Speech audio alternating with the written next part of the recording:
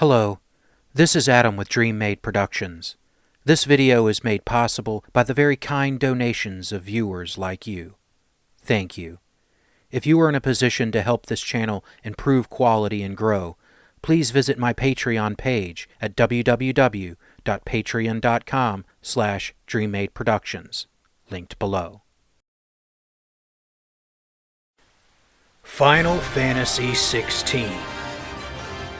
Well, it's been a while since I've sat down and really played a Final Fantasy game from beginning to end. For a little background, I've been a fan of Final Fantasy and RPGs in general for a very long time. I've played several of the Final Fantasy games. I played at least some of the original Final Fantasy 4, 5, 6, 7, 8, 10, 10-2, 12, 13, 13-2, 15, along with Final Fantasy Tactics and a few other odds and ends.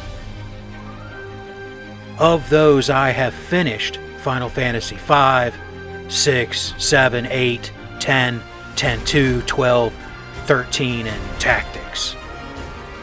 Favorites are Final Fantasy 6 and 10, and I very much enjoyed Final Fantasy 7 Remake, which makes what I am about to say about 16 sound a little strange.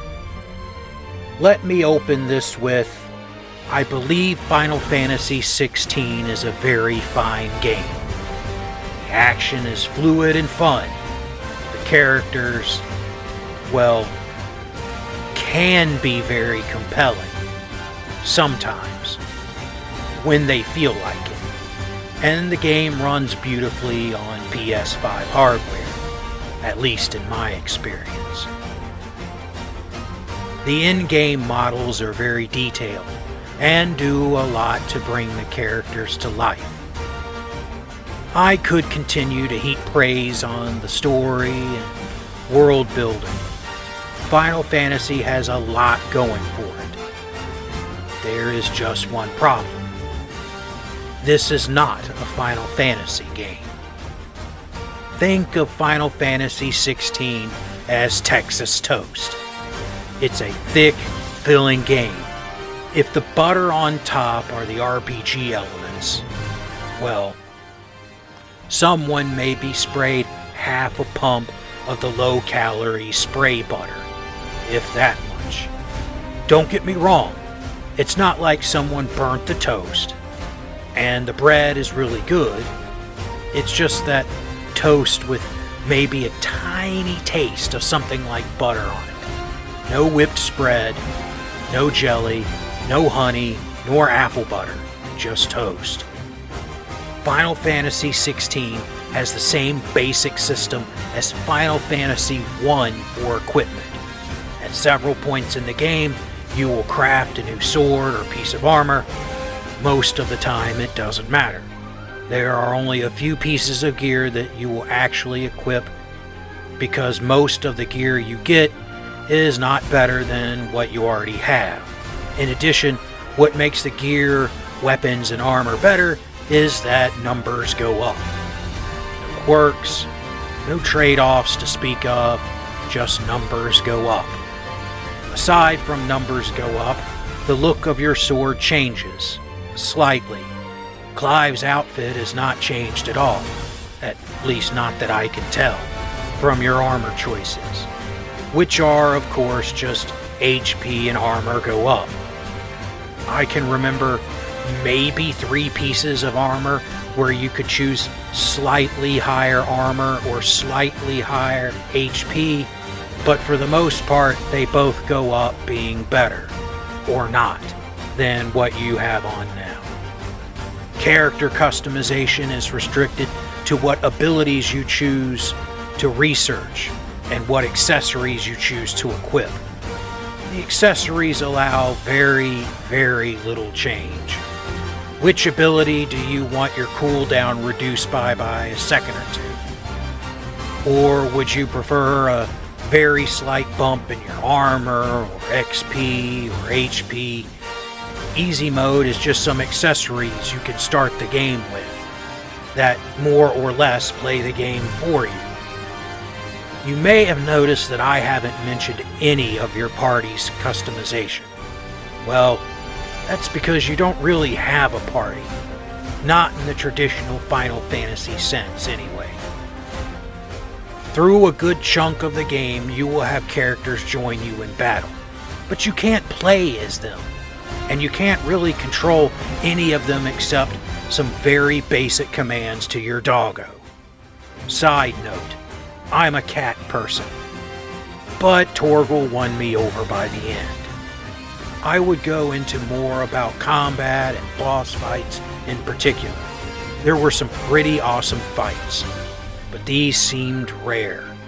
Most battles had issues, with only one really sticking out in my head as super fun, but I am being vague to avoid spoilers. I can say this: despite there being various elemental attacks, ice, fire, lightning, wind, light, dark, none of it matters.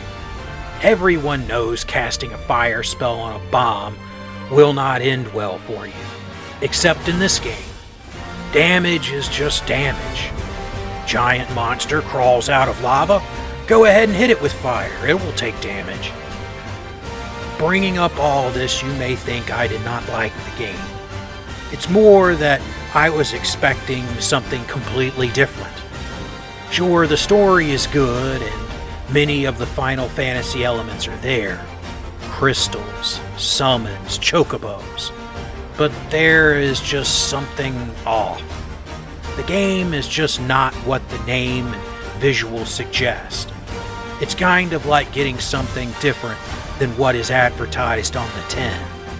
Going back to the food comparison, imagine you bought a sandwich, a BLT, but then you unwrap it. It's roast beef instead of bacon. It's still good, but just not what you thought you were getting. For a Final Fantasy game, there is just too much that would need to be changed. Final Fantasy 15 and 7 Remake really pushed into action, but 16 goes all the way over the line, almost into Devil May Cry territory, which is somewhat understandable since former DMC devs were involved in making 16. My personal advice here is to ignore the name.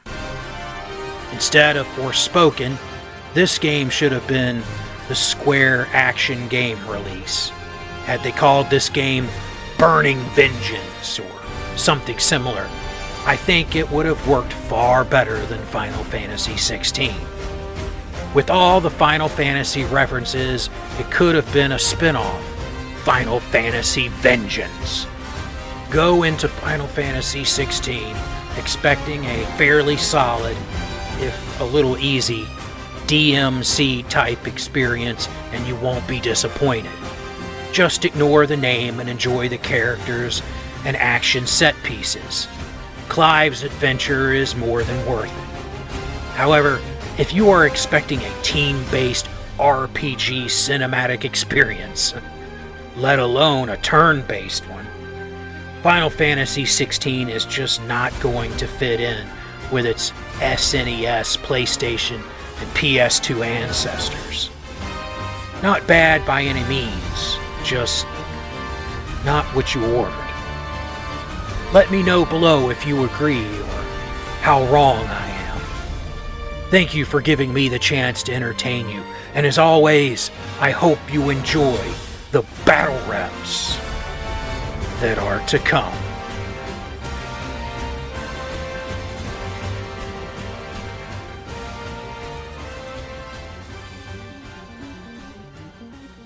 Hello, this is Adam with Dream Made Productions. Thank you for watching my content. It really means a lot that you have given me the chance to entertain you. If you would like to support the channel, please visit my Patreon at patreon.com/DreamMadeProductions, linked below. Also below is a link for PayPal, or links if you would like to send crypto, if that's more your thing. Please know any amount that you give will be cherished and used to upgrade equipment and improve the channel. You can also help the channel by subscribing, turning on notifications, liking, commenting, and sharing my channel with anyone you think might be interested. Thank you again for watching, and I hope you enjoy the battle reps that are to come.